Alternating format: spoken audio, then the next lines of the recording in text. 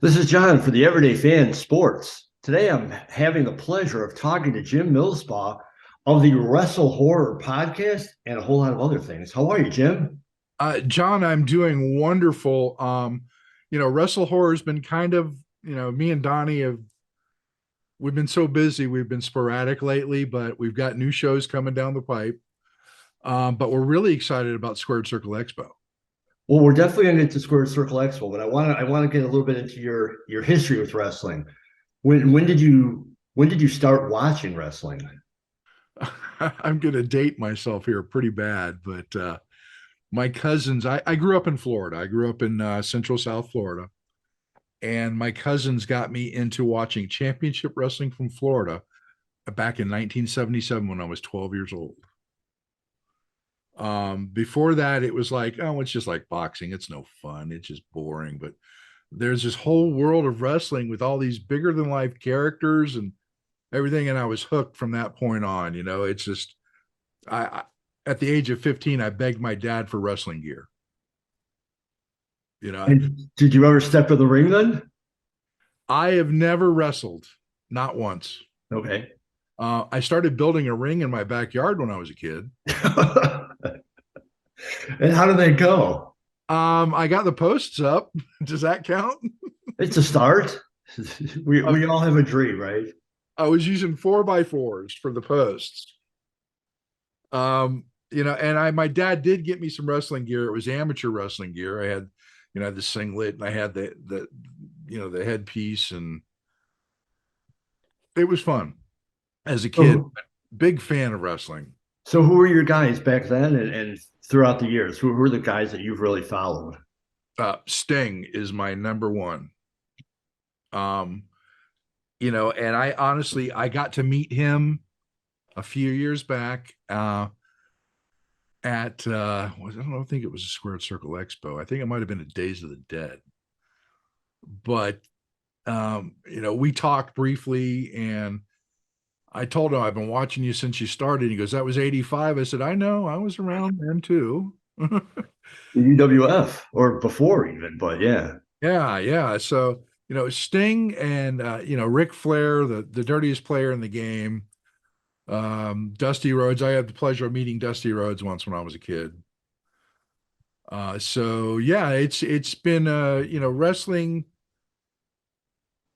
at my age now. I wish that there had been training schools and other types of things back then, because it might have turned out completely different. I could be, you could see me on AEW or WWE, but no, not at 58.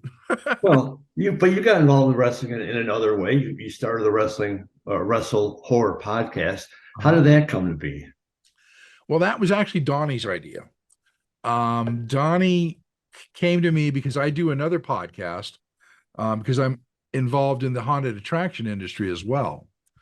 And the podcast I do there is called The Big Scary Show, which is all about Halloween, haunts, and horror.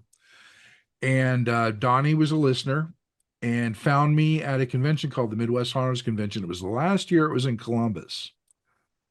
And he said, "Hey, I really need some help getting a podcast started." And I said, "Hey, I've always had the dream of stepping into a wrestling ring. You need a ring announcer?" And that's where it came to be. He put me in a show just as a special guest ring announcer, and I started helping him with Wrestle Horror, and the rest of it, say, is history. I mean, Wrestle Horror has been around now for a few years. Well, getting back to the ring announcing, then how was it for you then when you actually did the ring announcing? Was it everything you thought it'd be? Well, I was still a little nervous the first time around. So my voice wasn't quite there, but I had a lot of fun. My first match was between Queen Aminata and Eric Smalls. So it was a comedy match. And nobody told me that she was going to snatch the microphone out of my hand and start running off at the mouth, which she did. And then towards the end of her promo, she shoved that microphone back into my chest, and she actually pushed me back. Well, okay. And I was like, okay, is this a way it's really supposed to work? But I'll never forget that. And Queen Amy, if you're listening, thank you so much. It was wonderful. It was that was my first step, and then I started just kind of guest announcing here and there. And right now, I'm the main ring announcer for New Ohio Wrestling. See, that's one of the things I love about wrestling because you don't necessarily have to be a wrestler or you don't necessarily have to be young. I'm the same age as you, so I'm certainly not insulting your age. Oh, You don't necessarily have to be young to get involved in it. You know, I get involved in it from the writer standpoint. I do some interviews. You got involved in it as a ring announcer. You know, that's one of the cool things about wrestling. So, what exactly is the Wrestle Horror podcast? What do you guys do? well, we combine. I mean, if you look at things now in the previous years, if you look at a horror convention, you see pro wrestlers. Okay. Well, for example, Days of the Dead. I've seen Ric Flair, I've seen Sting, I've seen several other legends. I saw Roddy Piper before he passed. So with Donnie is a former pro wrestler. He wrestled in the Ohio area as Shank Dorsey, and he's also a haunter who had a haunted attraction. So it was a twofold thing because I could help him out with his haunted attraction as well. So the whole wrestle horror concept just really, it made sense. I mean, it's maybe not the best description, but it made sense to take the two and put them together. And sometimes we talk nothing but wrestling. Sometimes we talk nothing about horror, but at other times we talk about both. And I love to get a wrestler that loves their horror because they're just fun and they'll go with it. And one thing we do is every guest we talk to, regardless if they're on one side or the other, is if you what's your go-to kill? I mean, if you were going to kill somebody in a horror movie, what would be your go-to kill? And to this day, we have never had a duplicate answer. And we Wow, started at episode 50 or so, and we're up above 160. that is pretty funny. Yeah. Well, we've had some pretty bland ones. Okay, and I've had some really creative ones. Oh my god. Any anyone jump to your mind of the creative? Oh my gosh, who was that? What's his name? Scotty Amos. I can't remember exactly what it was, but it's stuck in the back of my mind because I like Scotty, but he's a bit creepy. Okay. So he came up with something interesting. I'd have to go back and review to listen to it, but he's one that stuck out. And surprisingly, the wrestling personalities had, in my opinion, some better kills than some of the horror personalities. Creative minds. Right. And that's what you've got to be. And that's the beauty of wrestling and horror. They both entail a lot of the same elements. As far as talking, moving, creating a character, that's the big thing. Characters. Sure. Wrestling characters. What you see Matt Cardona isn't necessarily the Matt Cardona you see at Disney World. Right, right. So that's the beauty of both businesses because people like Bruce Campbell and Robert England, he's absolutely a gentleman. Yes. These guys, you wouldn't think that you would look at Robert England, listen to him talk, you wouldn't put Freddie in there, Right, right. even though he did it. So the Wrestle Horror, that's basically why we came to be. We've even created a thing called the Wrestle Horror concept for the haunted attraction industry. And what that is we want to teach people and show people how to use wrestling moves to create more realistic scenes without hurting anybody. Oh, cool. Very cool. And Donnie and I worked on the concept. We actually We did a video presentation 2 years ago for a convention called HauntCon for about an hour about how you can use these certain types of wrestling elements in a horror scene and make it look really believable. It's a great concept. Absolutely. That's cool. It is. And, quite frankly, we were supposed to teach a class this coming weekend because there's a convention called Fear Expo happening in Owensboro, Kentucky. We didn't get in time to get the class, and then at the last minute, unfortunately, I had to reschedule and I could not make it. So I will not be there this weekend, but I will be doing commentary for Battle on the Border Wrestling for their And where is that? I'm sorry? Where is that? Battle on the Border is a Southwest Ohio promotion, and he kind of bounces around. We do shows and since in the Cincinnati area and then some in Indiana. And it's just in that general vicinity. Okay. And he picked me up last year. I tried to get in as ring commentator, but it's hard to beat Rick Toms. So he took me into. I said, "Well, I've done a little commentary, and that's what I've been doing ever since for him." So I not only do I ring announce, and I just got picked up by Cincy Wrestling as a ring announcer. I did it. I announced a show last week in Jeffersonville, Indiana. Nice. So I'm having fun. I mean, I'm working for 3 promotions now, and I love the wrestling business. I do. Was I a little bit with the curtains pulled open? Did it bother me? Not really, because I knew most of it. Right. Exactly. Yeah. But I absolutely love the fans that still believe so fully in kayfabe. Well, it's funny because working in the industry, it does change your perception, but it doesn't necessarily make it better or worse. It just Right, kind of changes it because you do see things, and some of that is better and some of that is worse. But all told, it ends up kind of being a wash. Plus, you're actually doing something you really like. So, right. but next or not next weekend, in 3 weekends from now, you're going to be at Squared Circle Expo. Oh, this will be the 3rd year in a row for Wrestle Horror. April 7th through April 8th in Indianapolis, the Wyndham West in Indianapolis. What do you got going there? What could fans expect at your booth? Well, they can expect several things at our booth. And one of those things is, of course, the Wrestle Horror podcast. And let me put this out there to anybody that just wants to talk wrestling with us. Come by the booth. We'll do an interview. I've got the camera. We'll shoot it. We'll get it up there on a future episode.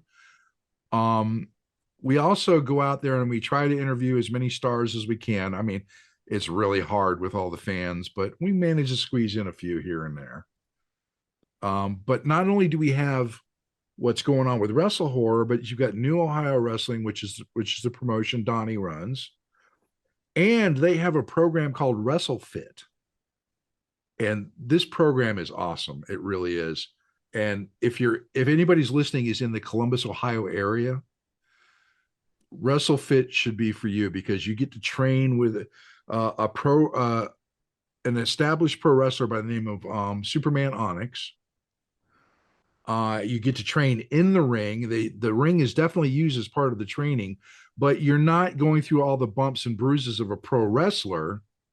You're just going through the cardio and the fitness part of it to get you in better shape. And it's really an amazing thing. And they also have a WrestleFit Junior for kids. Wow, that's cool. And these are things you'll find at the booth because Donnie and Terry, they will talk to you all day long about WrestleFit. So who are you looking forward to seeing? Not necessarily in the work aspect, obviously you're going to try to get interviews and try to talk to them, but just on a personal level, who are you most looking forward to seeing there? I would have to say Mick Foley. Have you met him before? I have not. It'll be a thrill. Mick is a great dude. That's what I'm looking forward to now. I mean, I told you previously I've met Sting. And I met Ric Flair at a Comic-Con in Indiana a couple of years ago, 2-3 years ago.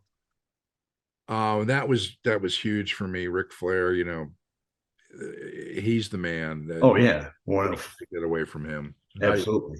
Not even Hogan. I'm sorry, but No, Flair's a little, yeah, a little above there. he's also got the Flair attitude that translates into real life. Let me tell you Oh that. yeah, yeah. That is, yeah. Ric Flair is Ric Flair. It Absolutely. is. It is. It's like when I got up there, I said, "Hey, Rick, do you think you could do a shout out for my Wrestle Horror podcast?" He says, "Buddy, I'd like to, but that's $500." I said, "Thank you, but no, thank you." Yeah. Ouch. Yeah, I mean, he takes his business seriously. His name means money. Yeah. Yeah. Yeah. Of course. I mean, if I'd shelled out $500 for him to do that, would I get more listeners? Probably. But for how long? It's a big gamble for $500. Yeah, well, that's more than I wanted to spend. No, I've been in the same spot with my podcast, the website. Absolutely. I was lucky enough to get Roddy Piper to do one free years ago. Oh, But wow. yeah, well, I worked with Roddy on a couple of different projects, so it kind of did a favor for me. But still, other than Mick, is there anybody else? I mean, the list is they got like 50 wrestlers there, and it's an amazing list. It's a fantastic convention. You've been there 2 years before. Yeah. The 2 nights, well, now they're having 2 nights of wrestling, which is twice as much. It's fun. Last year, I thought the night of wrestling was potentially one of the best nights of independent wrestling I've ever seen. Oh, I agree. I agree 100%. And it's no spoiler because it happened last year. But Adolfo on his spear of Ed was completely unexpected and one of the coolest things I've seen in the world of wrestling ever. You know what? I was going, oh my God, Adolfo really did that. Yeah, and quite well, quite well. He did. I'm sure Ed trained him up for that, but But you can get all the training in the world, but if you can't pull it off, right. and yeah. So other than Mick, anybody else pop into your mind that you really want to see? Oh my gosh, there's Christian Cage or Christian, however you want to call him. Victoria is one. It's been one of my favorites. She's a sweetheart. I'm looking forward to meeting her. Gosh, who else? There's such. I mean, it's really hard to say with the lineup they got is huge. Yeah. 50 plus and really from all aspects from they got ECW, TNA or Impact, AEW, Yeah. nobody active from obviously from WWE, but plenty of former WWE stars. Oh yes, definitely. I mean, the hardest part is trying to coordinate your schedule so that you can get everybody you want. Right. I mean, that's tough to do. I mean, you got stars like Danhausen. I mean, he's huge right now. Yeah, yeah, And I mean, his gimmick is just like he came up with his gimmick and it just took off once oh, it yeah. mainstream. I always tell the story. I met his father. His father is a comic writer. Really? Yeah, and he dresses in a Joker like makeup a lot of times, cosplay at the convention. I met him at Detroit Motor City Comic Con probably 10 years ago, and he told me about his son who wanted to be a wrestler. And with no offense to him, I kind of went, that's cool, thinking like a lot of kids want to be wrestlers. And sure enough, years later, there's his son, Danhausen, wrestling everywhere, and one of the hottest guys out there. So it's strange world, and that's where the world of comics mix in with the world of wrestling too. Oh yeah, and that's funny because I used to collect comics as well, so It all ties in. it Before does. I let you go, Jim, tell everybody where they can find you, where they can find your podcast, anything you want. Throw it out there, sir. All right. Well, if you want to find out more about Meat Hook Jim Ring Announcer, you can just go to my Facebook page, which is facebook.com/Jim Millspaugh, Millspaugh. If you want to find out more about Wrestle Horror, www.wrestlehorror.com. We've got all our archive shows there, and we've got a new show that I've been sitting on for 2 weeks because I'm too lazy to edit it. But it should go up soon, and it's going to be with Malia Hosaka. Nice. Yes, we were Very able. cool. I was able to nail her down for a few minutes. I met her last year at Battle of the Border, which she won the Battle on the Border Women's Championship. So yeah, check us out at wrestlehorror.com. If you want to find out more about New Ohio Wrestling, maybe, you know, a fundraiser you want to do, get some wrestlers out there, is newohiowrestling.com. And of course, WrestleFit, WrestleFit.com. You'll find out all the information about signing up to get more fit, like I need to do. But We all do. Yeah, I wished I didn't live so far away because I'd be a part of it. But Sure. I'm 90 miles away. I'm not driving there 3 times a week. Sorry. Yeah, that'd be a bit much. And you can also find me on Twitter, at Meat Hook Jim, all run together because that's me, Meat Hook Jim. Instagram at Meat Hook Jim. I don't have a TikTok yet, but that might be coming soon. And they can find you at the Squared Circle Expo, April 7th and April 8th. Absolutely. You can go to the Wrestle Horror / New Ohio Wrestling booth and you will find me. And if you don't find me, that means I'm around interviewing somebody. Well, I'll be looking for you. You said interview, and I'm all over that, man. My friend, my buddy Tony, who's helping me out cover the convention, we're gonna check out your booth, and we would like to sign up for an interview, absolutely, because that's our deal. Consider it done. Consider it done. We will interview. Sounds good, Jim. Hey, I thank you for your time, man, and I will see you in a few weeks, buddy. Sounds great, John. Thank you so much for having me. Thank you, sir. Take it easy. All right.